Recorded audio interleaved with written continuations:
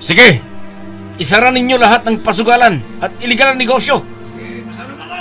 At sino ka para ipasara ang negosyo ko, ha? Baka hindi mo kilala kung sino itong kaharap mo. Ako ang hari sa lugar na ito. Kaya teritoryo ko ito. Ang kapal ng mukha mo. Anong karapatan mo para angkinin ang pag-aari ko? Umalis ka ngayon din sa teritoryo ko. Ganon. Ngayon, teritoryong pa ba ang lugar na ito? Di ako natatakot sa baril mo. Teritoryo! Kwento ng agawan ng teritoryo ng dalawang taong may masidhing angkinin ang iisang lugar. Ang isa ay upang magpayaman pa at ang isa naman ay para sa pagmamahal at pagmamalasakit sa ari-arian at lupain na naipundar ng kanyang ama.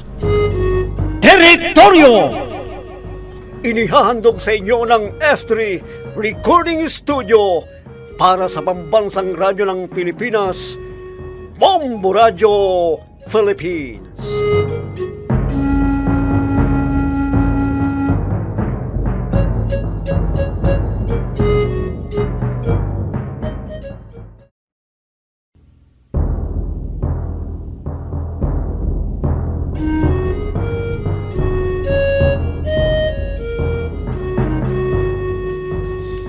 At ngayon mga kaibigan, narito ang pagpapatuloy ng ating dulang pinamagatang Teritoryo!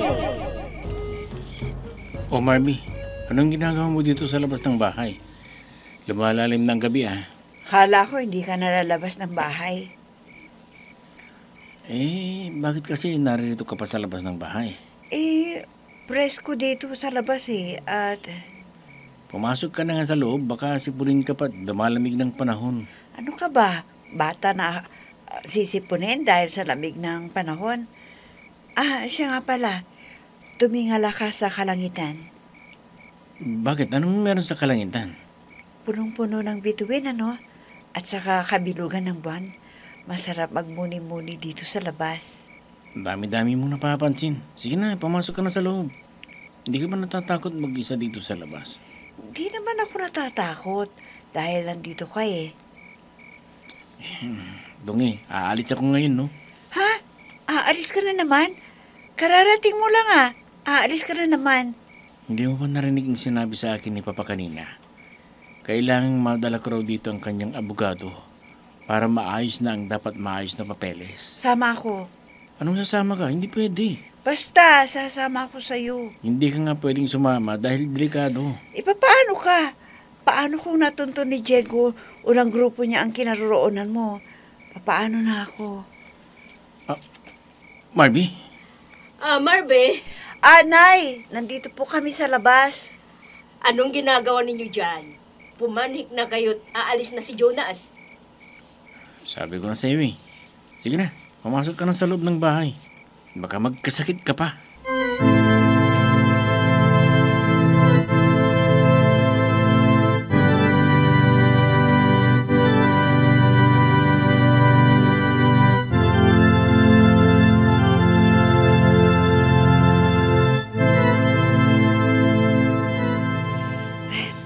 Umalis na si Jonas nang hindi ako kasama.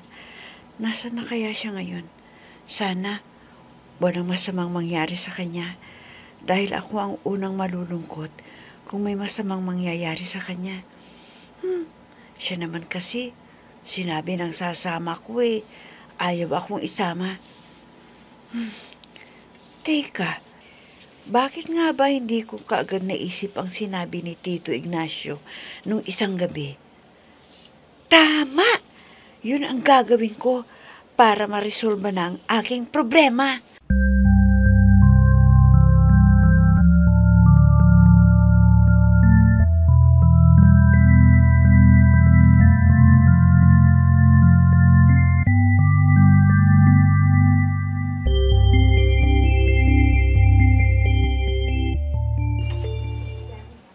Saan kaya talaga naglulungga ang magamang Jonas at Ignacio? Pinuntahan ko ng halos lahat ng bahay na posible nilang pagtaguan pero wala sila. Bakit hindi mo gamitin ang cellphone tracker, bossing? Paiba-iba ang pinupuntahan ng baklang yon. Pero may napapansin ako sa kanyang mga kilos. Parang tatatlo lang ang mga lugar na pinupunta niya eh. Daayon dito sa cellphone tracker. Ang isa ay sa opisina ng kumpanya. At ang isa naman ay sa Squattro Area. At ang isa ay yung una niyang pinuntahan. Anong plano mo ngayon, bossing? Lahat ng lugar na natatap nitong cellphone ay pupuntahan natin. Hatiin natin sa 3 ang ating grupo. Ang unang pangkat ay pangungunahan ko. Doon kami sa opisina ng kumpanya. Ang pangalawang pangkat, pangungunahan ni Isko. Doon naman sila sa squatters. At ang pangatlong pangkat ay pangungunahan mo, Tukmol. At doon kayo sa lugar na kung saan una natin silang natrack. Tatlo lamang ang naibigay na silencer sa atin General. Kaya ang pwedeng humawak lamang ng silencer na ito ay ang leader ng pangkat.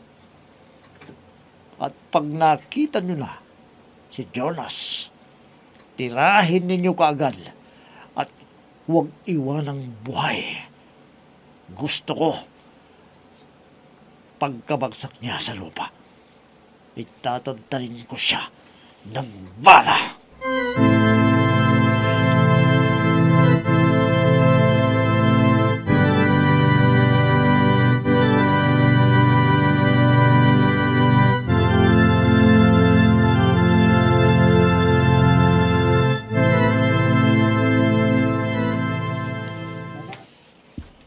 Adela, kanina pa kita napapansin. Parang nakataraw ko sa kawalan. Nag-aalala kasi ako sa anak mo. Mag-isa lamang siya. Paano kung matsimpuhan siya ni na Diego? Maingat yung pamangkin mo. Alam kong magtatagumpay siya dahil pinapatnubayan siya ng puong may kabal. Bahagi kayong mag-ama sa aking panalangin. Salamat. Siya nga pala. Nasaan si Marby? Pinapalinisan ko sa kanyang sikretong lagusan kung saan ay pwede nating pagtaguan kung sakasakali. Ganun ba? O sige, magsandok ka na ng pananghalian natin at pagkatapos ay maliligo na ako. At pagkatapos kong maligo matutulog na ako sa silip ng mangga. Masarap matulog dun Sige. At ako na may mamamalingke pagkakain para makakain na tayo ng masarap mamayang. Hindi ka kaya makilala ng mga grupo na Diego? Si Diego lang naman ang nakakakilala sa akin na kapatid mo. Kaya makita man nila ako sa daan, ay hindi nila iisiping kapatid mo ako. O tikat ihanda ko na ang lamesa nang makakain na tayo. Sige, tama-tama. Nagugutom na ako.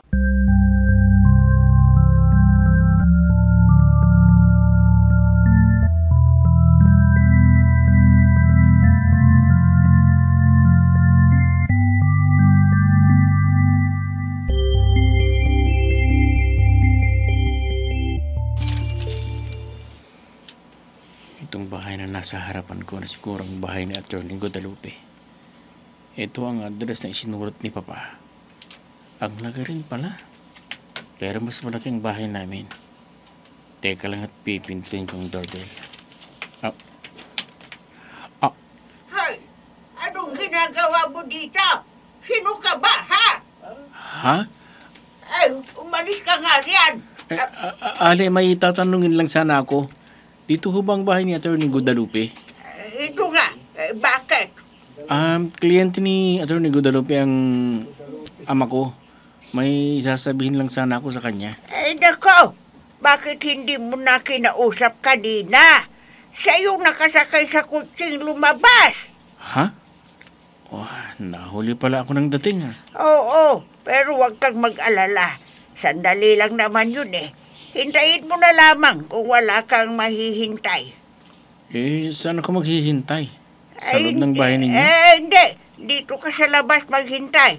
At huwag mong tangkaing pumasok dito dahil lahat ng sulok ng bakuran na ito ay may CCTV camera. Tulad ngayon, kuha ka ng CCTV. Kaya diyan ka lang.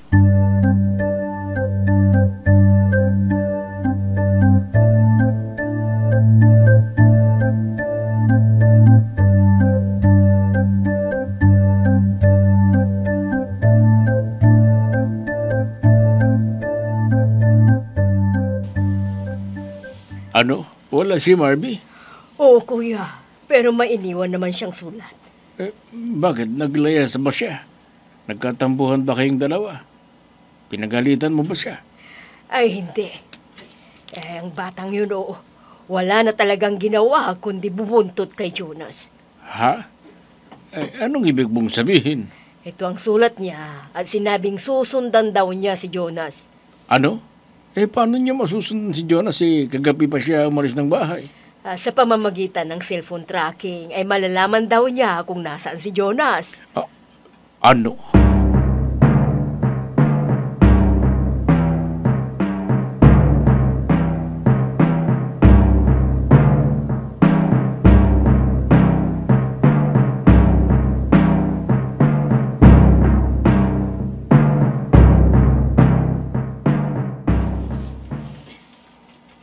Anong tungkol? Ano ng balita? Nahanap mo na ba ang landmark na sinabi ko sa'yo? Oo, Sing. Kaya lang hindi ko naman makita ang landmark na sinasabi mo. Wala ka bang napapansing simbahan dyan? Wala naman, Busing. Meron. Nilista ko lahat ng landmark. At yung simbahan ay malapit na sa makitid na kalye. Iyon ang bagtasin ninyo. Maraming kalye dito pero walang simbahan, Busing. Hindi kaya sa mismong bayan ang kinaroroonan ng pinagtataguan na Jonas ngayon? Hindi makaramihan nasa bayan ang simbahan. Ano bang simbahan ang tinutukoy mo? Simbahan ng Katoliko, Busing. Tama. Pero maliit lang. Kapilya lang. Dahil nasa liblib na lugar nga ang kinaroroonan nila.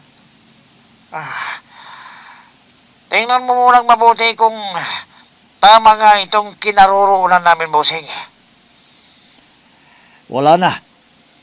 Pinatay na siguro ang cellphone niya. Dahil hindi ko na makita. Basta pagtasin ninyo ang maliit na iskinitang sinasabi ko. Hindi kaya nagkakamali ka lang, Busing? Hindi ako maaring magkamali. Dahil hinanap ko sa Google ang map, ang address, at na-track ng cellphone tracker. Basta sundin mo ang billing ko sa iyo. Maganap ka. Hanapin ninyong mabuti ang posibleng pinagtataguan ng Jonas na yon.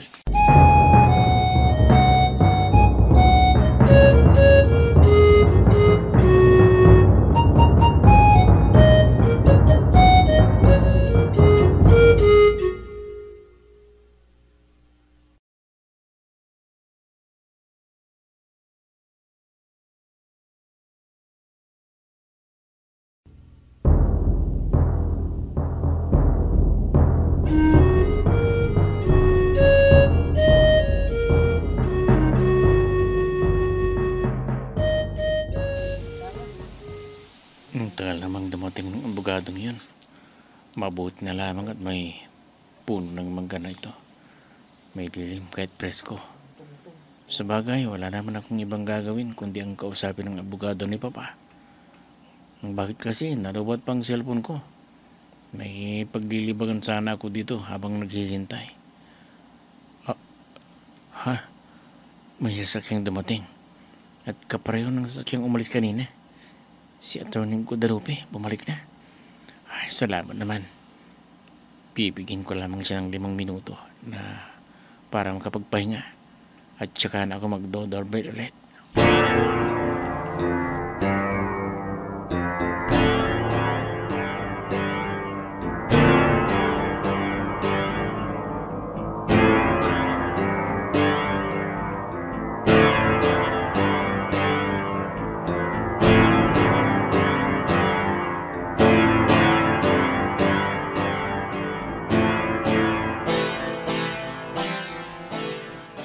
Kumusta ka na dyan? At anong balita?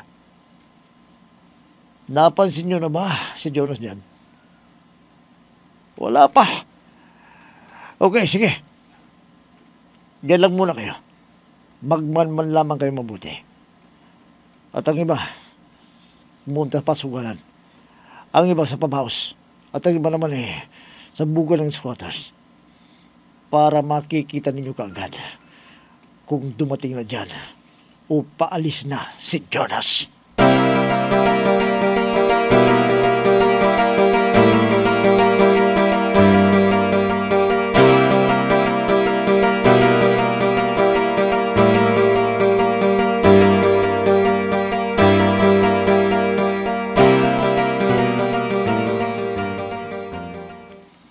Salamat naman at nagkausap na kami ni Atty. Guadalupe.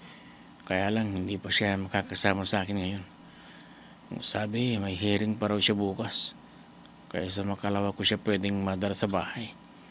Hindi bale. At binigyan na niya ako ng tip na apat kong gagawin habang hinihintay ko ang pakikipag-usap ni Papa sa kanya. At yun ay ipasukat na raw ng surveyor ang buong squatter. At ipagiba ang naipatayang gusari doon. Jonas! May tumatawag sa akin. Marby?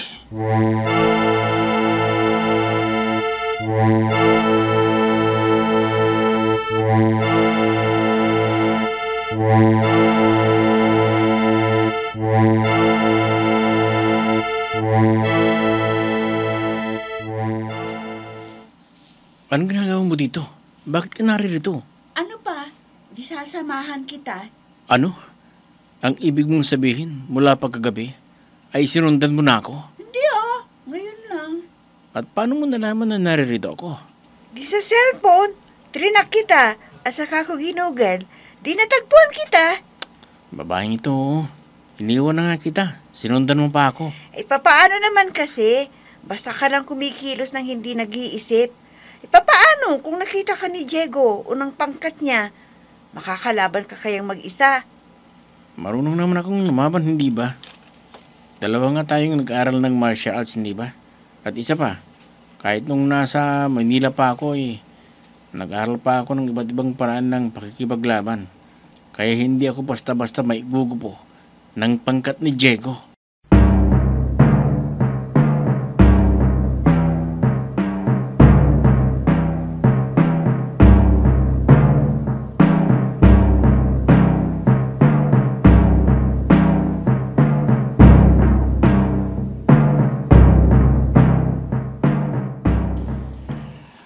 Oo, naririto na ako. Kayo, nasaan na kayo, Tumol? Sige. Dumiretso lang kayo sa kinaroroonan ng Jonas na yun. Bye. Talagang kinakalaban ako ng Jonas na yun. Ang lakas ng loob na pasukin ng Jonas na yun ang teritoryo ko. Tingnan ko lang kung nasa nagtapang mo ngayon. Mga kasama! Magsimanda kayo! Dahil narito na sa teritoryo ko ang matagal na nating hinahanap!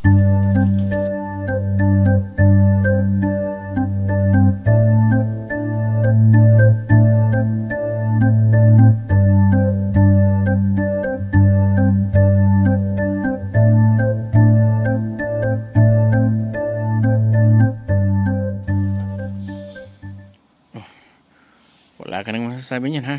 Lahat ng paborito mong ulam, in-order ko na. Thank you. Bilisan mong pagmumuya para makaalis na tayo. Grabe ka naman. Hindi pa nga ako nagsisimulang kumain eh. Pinabibilisan mo na. Anong klaseng date ito? Hoy miss, anong dito ang sinasabi mo? Hindi tayo nagdi-date. At lalong hindi dito para magdahan-dahan ka ng pagunguya mo. Babaeng to kahit kailan ang arte-arte. Oo na. At siya nga pala, sino na ngayon ang dinedate mo ngayong wala na kayong dalawa ni Sheila? Date? May sisihin ko pa bang panliligaw ko kita mo namang abalang-abala ako. At ang dami-dami kong inaasikaso. Isa pa, paano ka manliligaw? Wala pa akong nakikitang babae na sing ganda mo. Nambola ka na naman dyan. Alam ko, may kailangan ka sa akin, no? Oo, sana. Ano? Samahan mo nga akong maghanap ng maliligawan ko. Che! Manigas ka!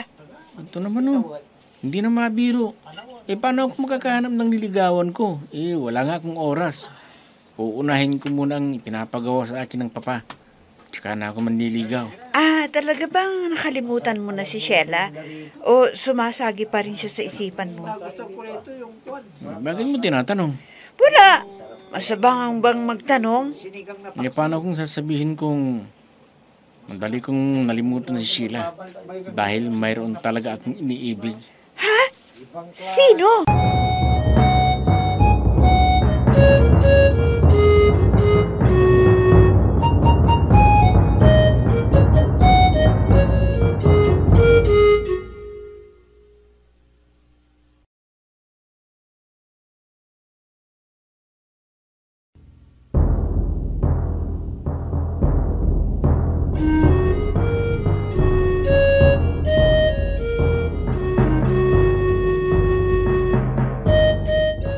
Sino kaya ang babaeng napupusuan ni Jonas?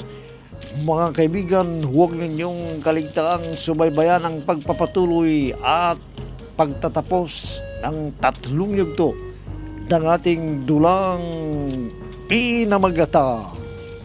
Teritoryo! Mga nagbibigay buhay sa ating dula ay sina Mayra Abrihal Narnola, Susan Malikdem, Robert D. Guzman, Jun Cabato, Ami Diaz, Oscar Ora. Technical supervision at sa musika ni Oscar Ora. Nilapatan ng tunog ng inyong lingkod. Mula sa panulat ni Andrea Solar at sa direksyon ni Jun Cabato. Teritoryo! Inihahandog sa inyo ng F3 Recording Studio para sa pambansang radyo ng Pilipinas, Bombo Radio Philippines.